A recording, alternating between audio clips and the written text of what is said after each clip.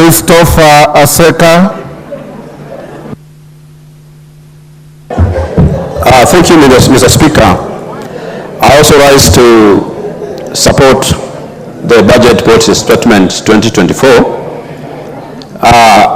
This statement is written in accordance to section 25(2) of the Public Finance and Management Act of 2012.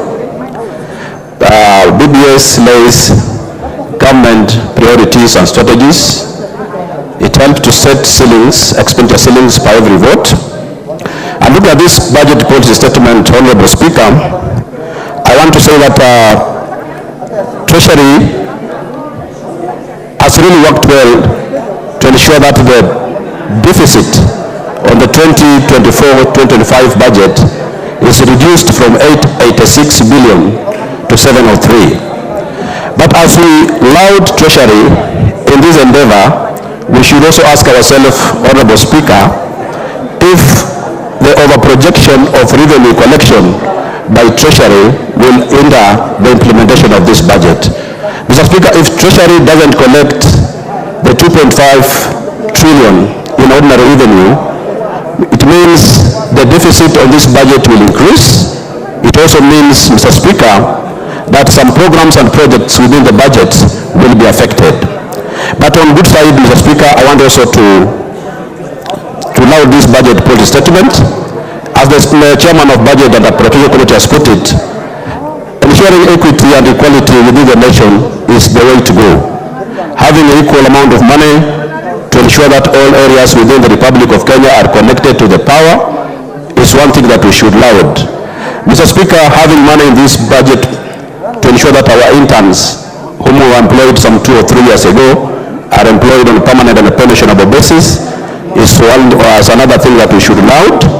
Mr. Speaker, also having more money to Parliament to enhance capacity building for members of Parliament, to ensure that there is money for Senate oversight, and ensuring, Mr. Speaker, that Parliament does not operate in a way that is being undermined by executive is also another way, Mr. Speaker, to go.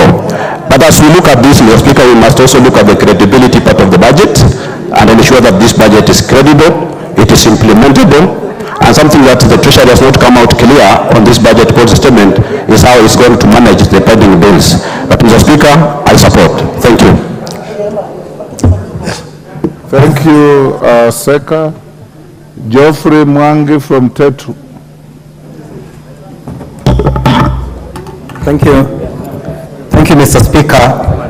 I also rise to applaud the chairman of the Budget Committee for such a well thought out budget policy statement. And Mr. Speaker, from the onset, I must admit that this budget is quite pro-poor. It touches on the most important aspects of the lives of our people, the most pressing needs. And so this is very much in line with the Kenya Kwanza government bottom-up economic transformation model. Mr. Speaker, I would just like to point out a few things that caught my attention, and one of them is the need to complete some of our ongoing projects, especially roads. And Mr. Speaker, in my own constituency, Teto, we have a lot of roads that have stalled, and so there's additional money that has been provided is going to become very useful for that. Mr. Speaker, it's also very important that we deal with the issues of pending bills. It is important to note that pending bills have now become the third most important source of government financing, which ideally they should not, because we should not be waiting for small SMEs to provide services to government and then wait for many years.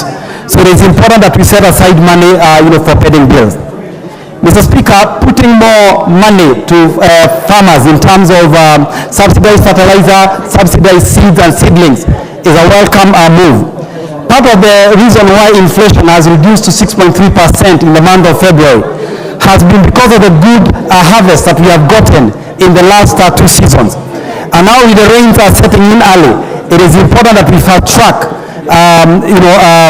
taking subsidized fertilizer to to our farmers so that they can be able to be on time, for the harvest.